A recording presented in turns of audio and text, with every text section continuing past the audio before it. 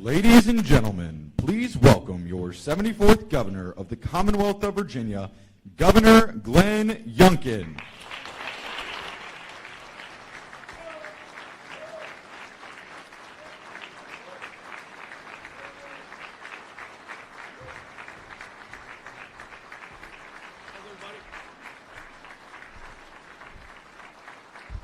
Welcome. Thank you. Please sit down. Thank you so much. It must be a budget discussion, because the only other time there is this many people in this room is when we are signing a bill to get harmful dyes out of our kids' food. So thank you all for coming this morning. As the General Assembly adjourned on February the 22nd, I have had the great opportunity and privilege to reviewing 916 bills that they passed and the 515 budget amendments that they adopted and sent over to me in their conference report. I'll sign most of the bills. I will amend others. And yes, I'll veto some. But as of this morning, I have already signed 365 bills and will be completing action on all of them by midnight tonight. But before we do that, right now, we are gathered to talk about the largest and most complex of those bills and the actions that we will be taking on the budget today. Today, I'm proud to present to you the amendment package to the conference report, House Bill 1600, a bill which makes amendments to our fiscal year 2025-2026 biennium budget that we have already adopted. See, this time last year we had to go to work as well, and we stood in this very room and we presented the Common Ground budget. That budget took us to a good place, a place of common ground that while I was disappointed because it removed all of the tax relief that I had introduced, it also removed the tax hike that the General Assembly Democrat leadership had proposed and made a series of modifications to maintain structural balance over the biennium and into the future. And on top of that, included substantial investments, record investments in places that we know Virginia needs to continue to lead. All of that while preserving $8 billion of tax relief for Virginia families over the two biennium that have defined our time in this administration. We delivered a record $21 billion for public education, a historic $20 billion in general funds supporting Medicaid, behavioral health, developmental disabilities, and other health care priorities, $5 billion to back up our law enforcement, first responders, and military heroes, $2 billion in support of record investment in job-growing infrastructure, and again, something very near and dear to my heart, the healthiest Chesapeake Bay in decades. Ultimately, the final budget we adopted in May of last year ensured that our collective priorities, our administration and the General Assembly's priorities were well funded, but the key to that moment was that every party around the table had to give up something.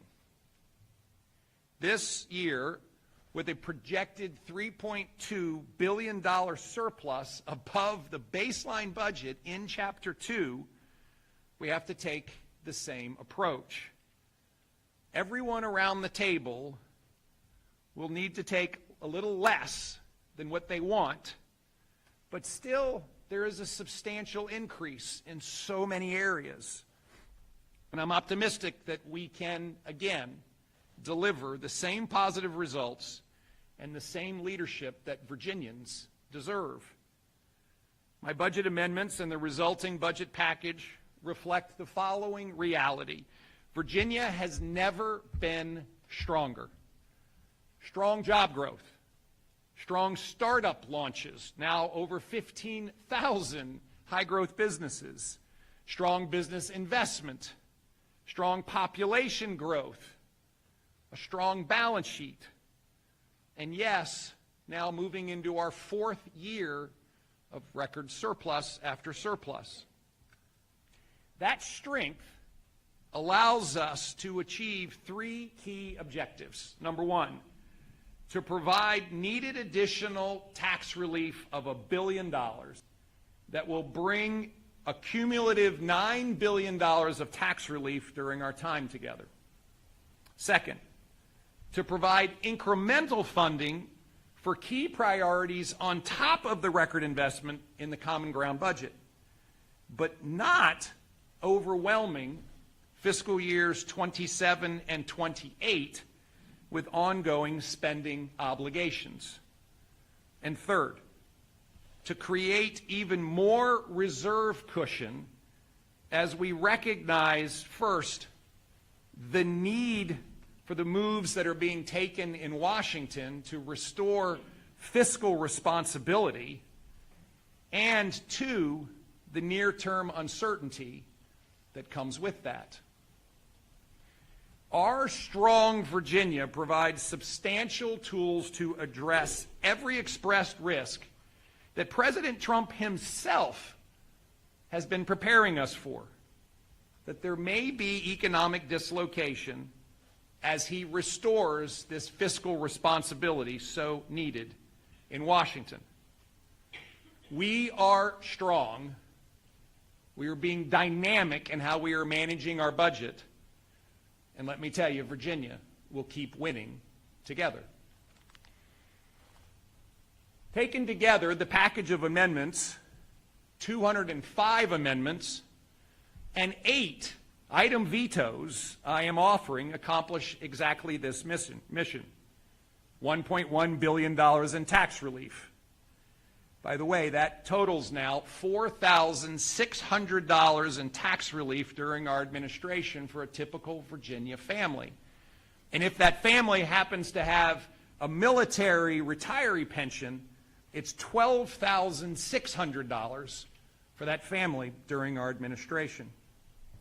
Second, we are providing substantial incremental investments in education, healthcare, public safety, commerce and trade, and of course, preserving our God-given natural wonders.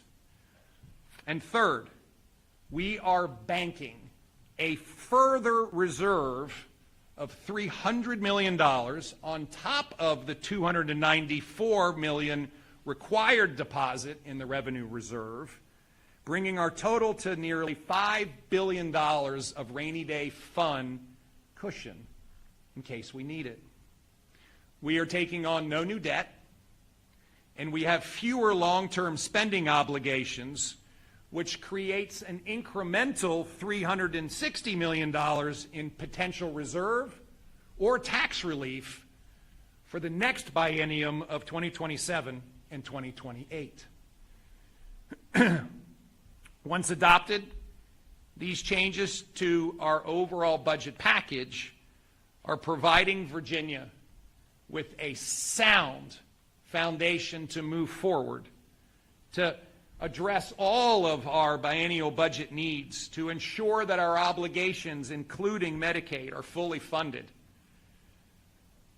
The key message here is that we are strong.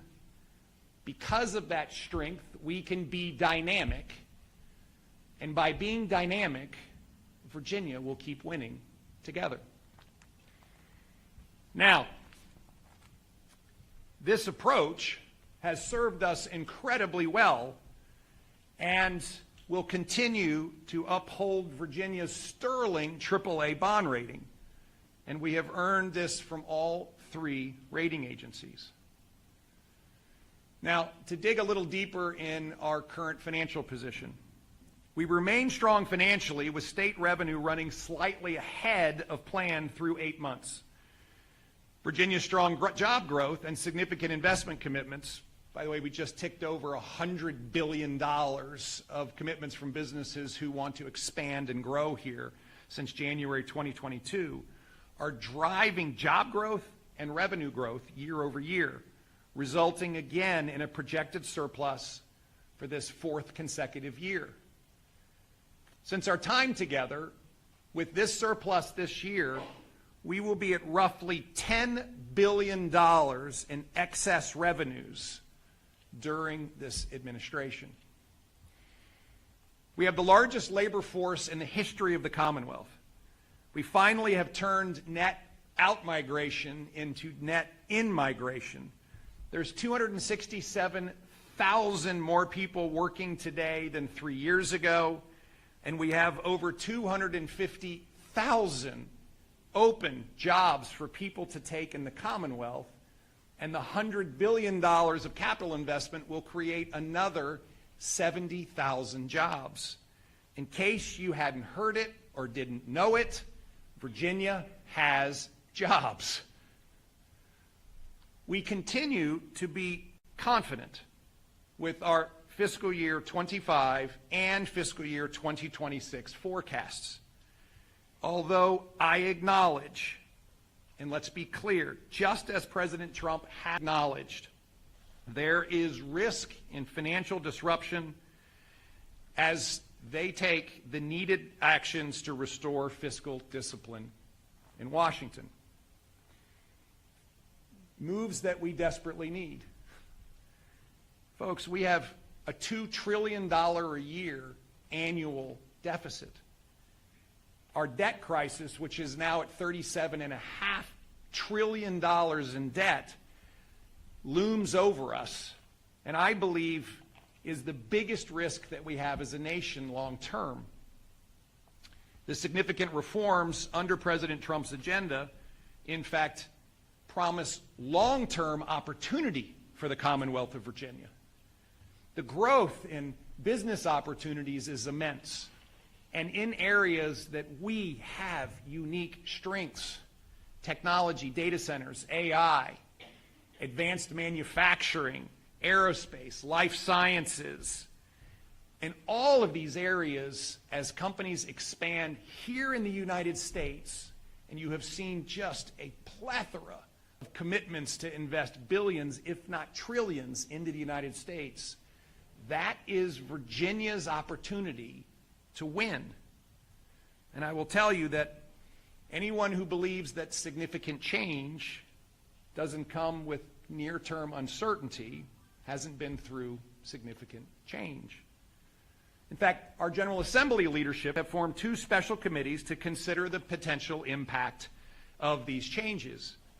I am confident that they will agree that our amendment package that brings together tax relief for Virginians who need it, with continued record investment in critical areas, while increasing our reserves, not overburdening future years with too much program spending, and not taking on incremental debt, will in combination position Virginia to stand strong going forward.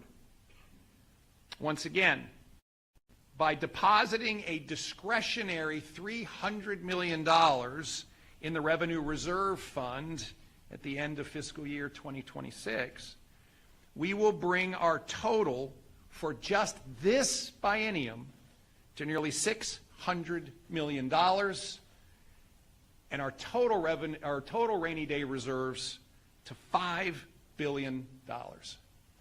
Virginia is strong, and Virginia is ready.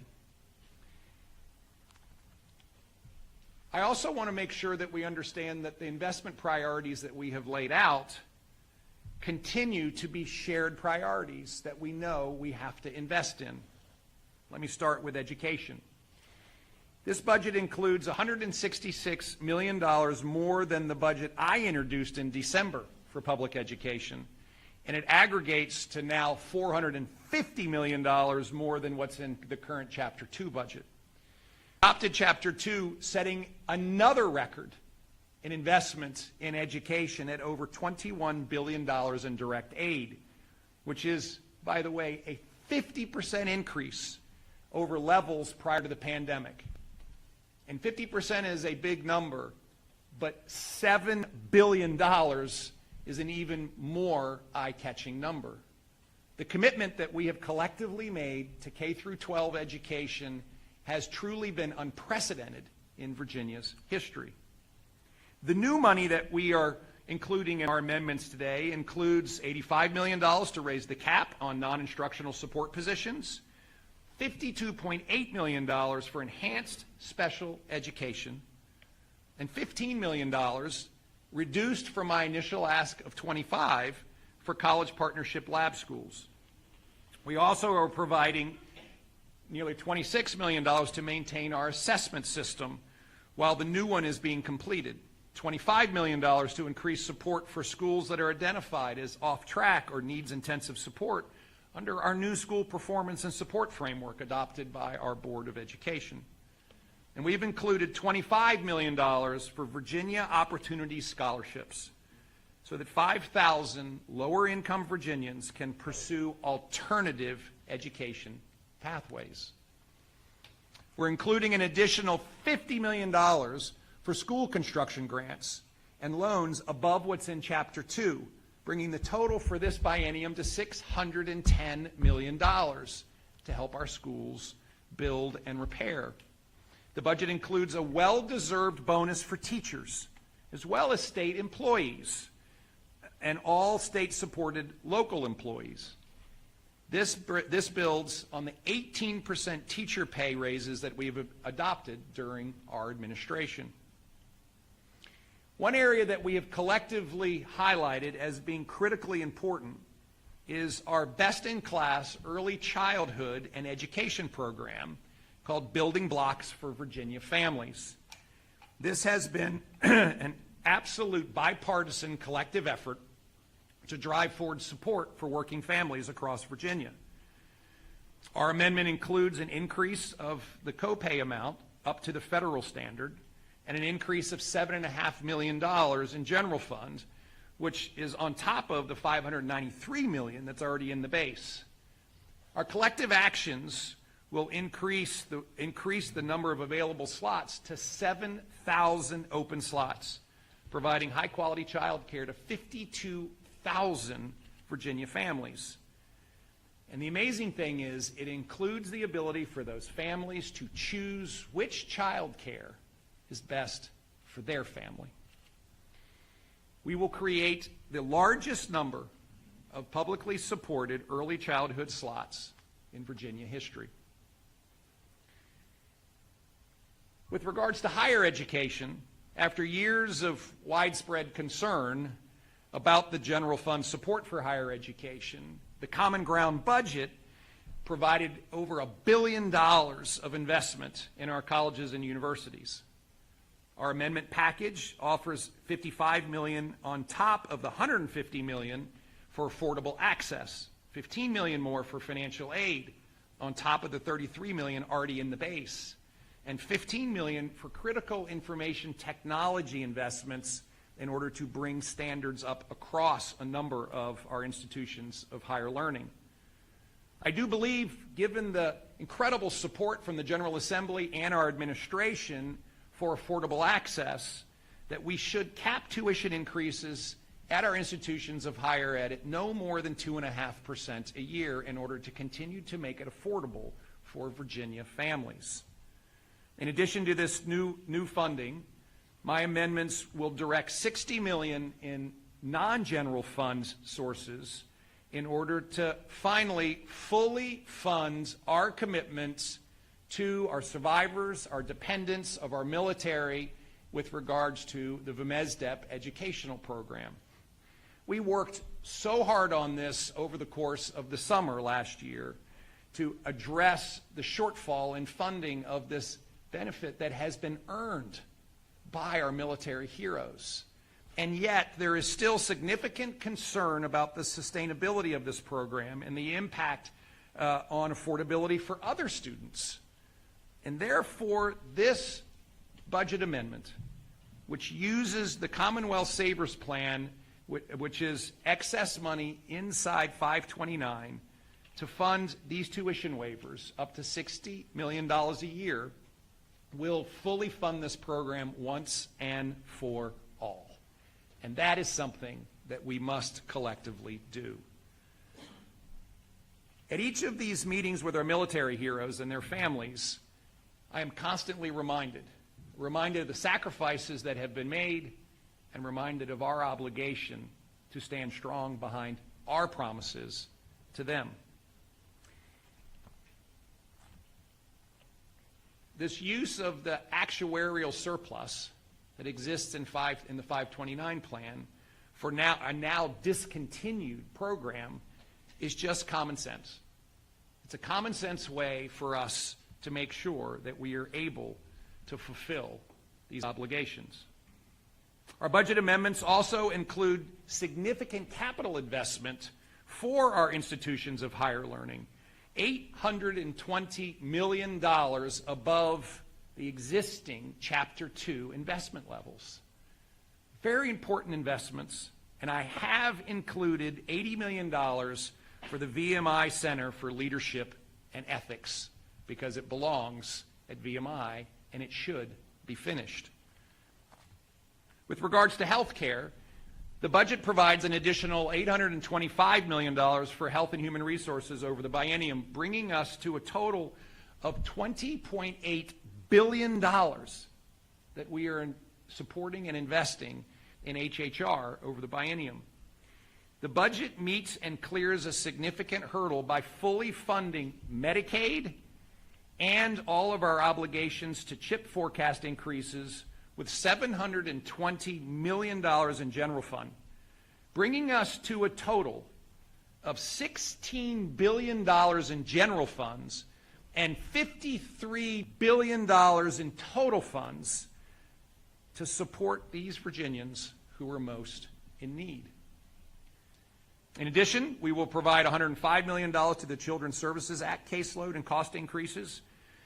In addition to that, our amendments improve on maternal health support, including my base introduced budget and the conference report by moving maternal health mobile hub funding from the Department of Health to the Department of Medical Assistance Services, setting up a future where our managed care providers fund these supports as part of their contract. And we also restore funding for doula services at local departments. And finally, our amendments include a one-time infusion of $1.5 million in general fund to support the Department of Social Services to support security enhancements for the SNAP programs need to move to more secure EBT cards as opposed to the ones they are currently using.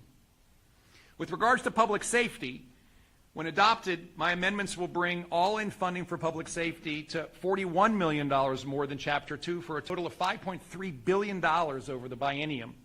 When compared to the biennium before I took office, this is an extraordinary increase of record proportion, highlighting the fact that our officers and sheriffs and first responders matter. We've got your back, and I want you to know that. And we're putting our money where our mouth is. This budget also includes $50 million for disaster response for relief to Southwest Virginia. We've included an amendment to broaden that to include the most recent floods that once again hit Buchanan County and neighboring counties. Our amendments also provide funding for use from local governments to require the federal to cover the required federal match, as well as authorize up to $2.5 million to be utilized for the much-needed improvements in public safety communication infrastructure. Our budget also includes $2 billion for the reimbursement of local law enforcement transportation for individuals who are in emergency custody or temporary detention orders, and tops up our SCOP program so that we can provide $4 million worth of these sworn law enforcement officers in hospitals so that we can allow our deputies and our police officers to get back to work when they are in custody of someone in crisis. It also restores $5.3 million on top of our roughly $45 million in the budget to school resource officers. Over our time, we will have committed $100 million to school resource officers, bringing our vision to reality, that every school in Virginia should have a school safety officer or a school resource officer. Finally, our amendments on public safety restore an important condition on state funding for our localities. you must cooperate with lawful U.S. immigration and customs enforcement detainers. This is not a decision for people to make locally.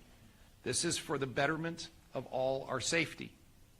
We're not a sanctuary state, and therefore we are not going to support localities that are declared sanctuary cities. Now, one of the great areas of progress over the course of our last 3 years together has been in economic development. And investing in business-ready sites has been a critical pillar of this. And so we are including an incremental $20 million to the highly successful Business Ready Sites Fund to establish a base funding of $40 million a year. We're also providing $7.5 million for utility infrastructure investment in a key site in Pulaski County, and $6.5 million for bringing natural gas infrastructure to a critical site on the Eastern Shore. We must continue to lead, and the investments in these sites has truly translated into enormous wins for the Commonwealth. We also have to lead when it comes to space. And this budget provides $8 million in dredging at Wallops Island to support Virginia's commercial space industry. We also retain $8 million to support transformative energy and power investments, and we restore a $20 million line of credit to support runway expansion at the Roanoke-Blacksburg Regional Airports, which we know we must get going on. These amendments also include $50 million in additional non-general funds added to the Community Flood Preparedness Fund, bringing to a total of $150 million during this biennium and $478 million over the life of this fund. And finally, we are providing an additional $50 million through this whole amendment package for the City of Richmond's combined sewer and overflow project. And I think it's important for us to recognize that state funding offered to the capital of our Commonwealth for this vital effort now totals $318 million. In addition, after careful consideration, and I have to say an enormous amount of arm twisting and a site visit with Delegate Gary Higgins, our package of budget amendments includes language to authorize the consideration of establishing Oak Hill, the historic home of Virginia Governor and 5th President of the United States, James Monroe, as a state park. Finally, my amendments restore the bipartisan priority of creating the Virginia Gaming Commission that was originally included in the House of Delegates' past version of HB 1600. Given the rapid growth of gaming around Virginia, it is imperative that we establish a consolidated, coordinated, professional oversight. It is now spread everywhere. And I have to say the incredible job that is being done at the Virginia Lottery is oftentimes unexpressed. And I want to thank you for the tremendous job you're doing leading the lottery. Thank you. This package of amendments, 205 amendments, 8 item vetoes, is in response to 515 amendments that came to me. I firmly believe that we can, with collaboration and cooperation, present Virginians a budget that accomplishes all our goals, a budget that provides substantial incremental tax relief at a time we know they need it, a budget that funds critical items but doesn't overburden the next biennium with program spending, and a budget that recognizes that while we have confidence in our forecast, that there may be risks that we have to address. And therefore, by adding an incremental $300 million of revenue reserve funding on top of the nearly $300 already in the budget package, we are prepared.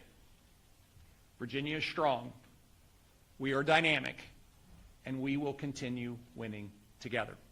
Thank you, and I will ask Secretary Cummings to go into a little more detail, although I didn't leave him much room, in the specifics of our amendment package.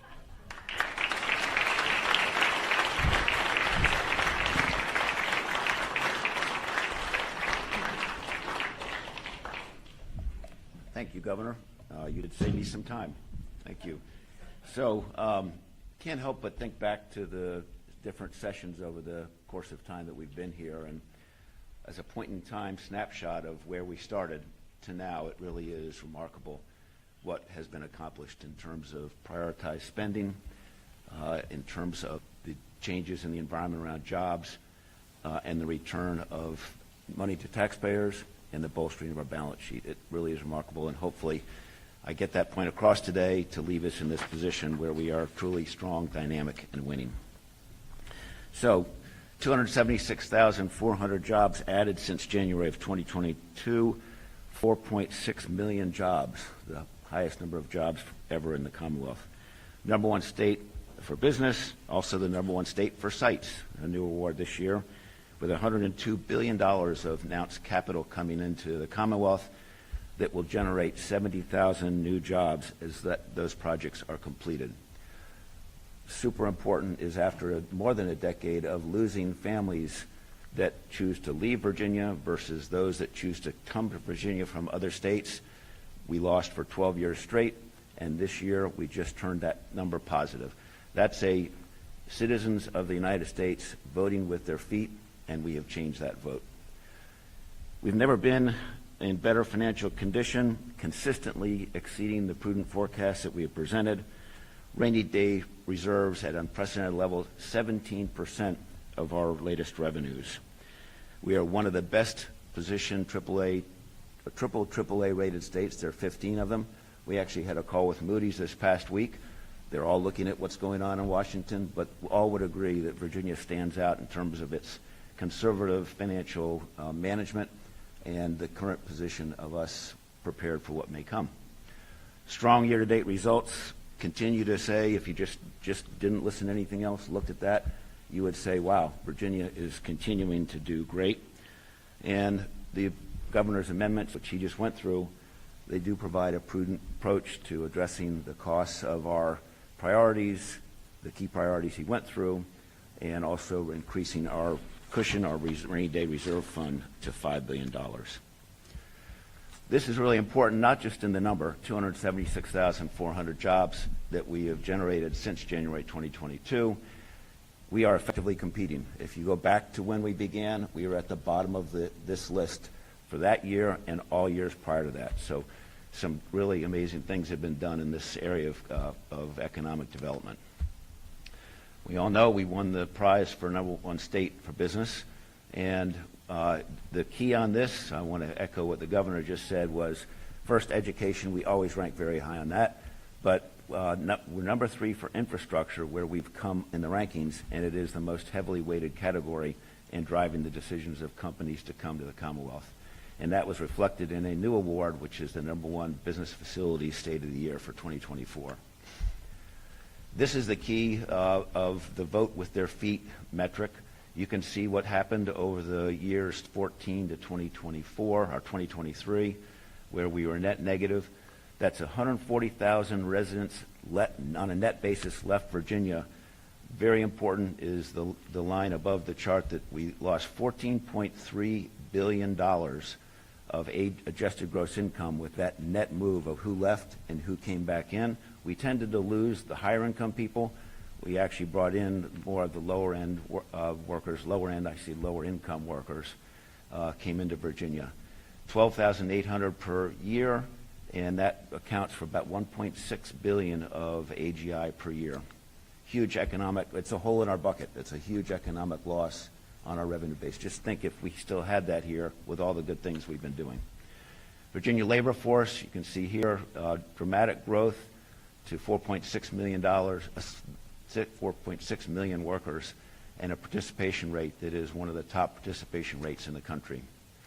Here's a picture of the budgets over this time frame. We all know we've had great revenue results, and that the outcomes for each year have comprised of some forecast adjusting along the way, and then exceeding those prudent forecasts by additional amounts, adding a surplus, and then the adjustment that we applied here in December after input from our economists and our Gaker Council to, once again, as shown by recent results, we have a prudent forecast which we are ahead of. This is a chart that is really stunning on something that was developed many years ago, the progress that's been made over the last few years. But if you look at FY 2022, when the governor arrived, we were at $2.6 billion and about 9%, and we have just about doubled that over the time of this administration to put ourselves in a position that is truly impressive and that helps us all sleep at night. This is, along with that, this is a comparison to the 15 states that have AAA ratings from all three major rating agencies. And you can see back in 2019, prior to the pandemic, we were at near the bottom of the list at 4% of general fund expenditures. And over the time frame, most of which, as you saw on the prior chart, happened since 2022, we have now we have gone up to number 3 from 14, and we are currently at 17%. We have had the discipline in our budget to continue to put money in, some by what is required by formula, but also, as we've said in this budget, discretionary incremental amounts that will be going in given the current situation. Fiscal year to date, results are great. Frankly, we continue to be positively surprised, not surprised, but continue to experience positive results relative to forecast. We're 6.6% up on a year-to-date basis, year over year, very impressive growth rate. And then with respect to our forecast, which was just put in place in December, we are $187 million ahead, which gives us money in the bank to make sure that we are confident in our being able to achieve the annual number. Most important is payroll withholding, and I will add sales and use tax are both staying very strong. Those are the two most important revenue sources, and they're the best indicators on the health of our economy. So through February, you can see both of those numbers are quite strong, and this provides good confidence that we are going to meet our forecast. This is more detail behind that. What I will emphasize at the bottom, that last bullet, is that we only need to grow by 0.3% year over year to achieve our forecast. And the numbers that are circled up in the chart, withholding and sales and use taxes, our most important revenue drivers, continue to have strong immediate results in February and year-to-date at 7.1% and 2.5%. This is versus forecast. We're ahead of projections by 1%, or $187 million year-to-date. Employment has continued to grow, 1.5% to 2% year over year. You can see on the left-hand chart and that for January, we actually added 7,100 jobs. That is 40,000 over the last 6 months. And very importantly is the chart on the right, where our unemployment rate is only 3%. We actually have the 6th lowest unemployment rate in the country. I think we all know, we hear it every day, companies still have a hard time finding people to fill their jobs, and this explains that. So we have a tight starting labor supply. We have 2 open jobs, as the governor mentioned, for every position unemployed. That's 259,000 people who are looking open jobs. Companies who are looking for workers. And on the right-hand side, it shows that whereas in the U.S. We have 0.9% unemployed persons per job opening, Virginia stands at 0.5, which is 2 to 1 versus almost 1 to 1 for the nation. A lot of focus on unemployment claims, understandably, given the headlines that we see every day. This is a 15-year look at initial claims for unemployment insurance, and it shows that whereas we're watching this every time it ticks, that we're actually not in a place that it is out of place with what it has been historically, particularly as you go back pre-pandemic. We are watching this closely, as is everybody. There obviously were some recent rise in claims that got a lot of headlines, and the reality of that, as we look at very important details, is that rise in claims was completely related to private sector companies that have no dependency on federal spending. So we have not really seen this show up in our data yet, but as I said, we are watching it closely. So we are in a great position of financial strength. 3 years of great revenues and a prudent budget, which has been the Virginia way. Huge investments in critical priorities. Rainy day reserve is at $5 billion, up from 9%, 17% up from 9% in 2022. And we have tax relief and rebates of $9 billion as we've done all those things over the term of Governor Youngkin. Importantly, we are now winning the war for economic growth. 276,000 new jobs added since January 2022, number one state for business, and that's generated $102 billion of new investment in the Commonwealth and leading to 70,000 new jobs. That's supported also by all of the startup companies that have been created. And then the turnaround in net migration, domestic migration, and a beginning tight labor supply. So, as the governor said, we all understand there is uncertainty out there. The president has talked about that. Secretary of Treasury has also said that. Not surprising given the actions that need to be taken. We have the things we hear from people are, first is, are we at risk for meeting our 2025 revenue targets? As you know, as I've gone through that, we are highly confident that we are in a good place. And if something happened that was completely unexpected, we have an incredibly strong reserve position. Potential federal workforce and contractor job losses. Virginia has jobs. We have incredibly tight labor supply to begin with. We have 259,000 open positions, and we have a very robust unemployment insurance trust fund standing by. It's important for everybody to understand on federal job losses, the federal government takes care of the unemployment insurance claims. That's not going to be on the Commonwealth. And we think that the financial risks associated with potential future economic dislocation is that we have a robust pipeline of new jobs coming to Virginia. VEDP is a machine that is working very, very well. The effort and coordination across all of government that is driving that is well in place, and it's showing its results. Reshoring is a real thing. There was just another announcement this morning of Hyundai announcing a $20 billion investment in new facilities in the U.S., and that comes after dozens of other announcements just in the last few weeks in light of some of the coming pressures that they will face to continue to do business in the U.S. And we continue to have prudent budgeting for cushioning against potential revenue shortfalls, reducing near-term spend, the run rate of permanent spending, $5 billion in our reserves, making sure that we have positioned ourselves to not just be able to put more into the rainy day fund this year, but also creating some capacity for the upcoming biennium. And importantly, in a time of higher interest rates, no new debt issuance, being replaced by cash.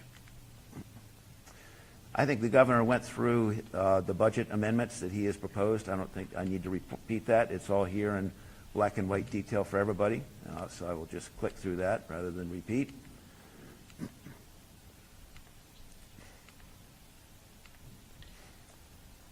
And finish with Virginia is strong, dynamic, and winning. We're strong, continuing to grow jobs. Current financial results exceed our forecast. Economic development has huge momentum. So many things that are in the pipeline in addition to what's already been accomplished. Significant investments have been made while returning $9 billion in tax relief and rainy day reserves at an unprecedented and, frankly, if you go back a few years, remarkable level of cushion for the Commonwealth. We are dynamic. We understand the risks. We are watching them closely as a team, and we are well positioned to respond to whatever may come. $3.2 billion surplus over Chapter 2 and carryover balances. We can continue to do all the things we need to do while we continue to provide tax relief and invest in our rainy day reserve. And we are now effectively competing for the long term as we go through this potential for economic impact. We have great confidence in where Virginia will be on whatever we have to go through in the next few years. So thank you. Appreciate your support. Thank you.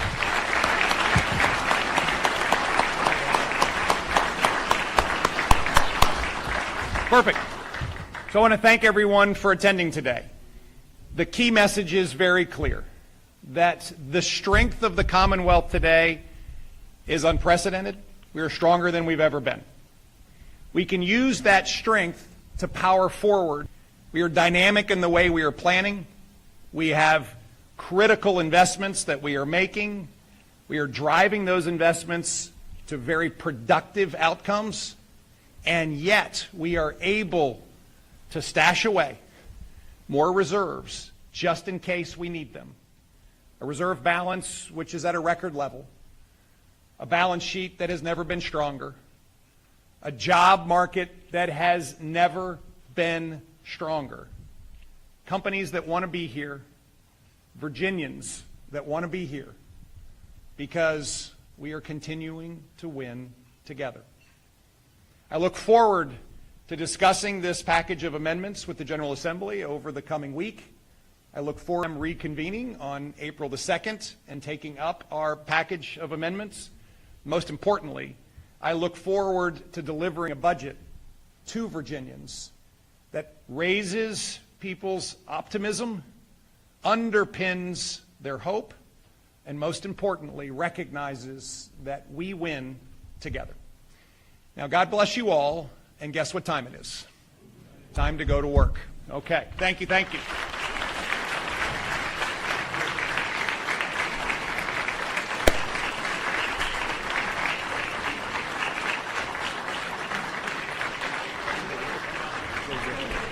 Yeah, really good. Thank you. Okay.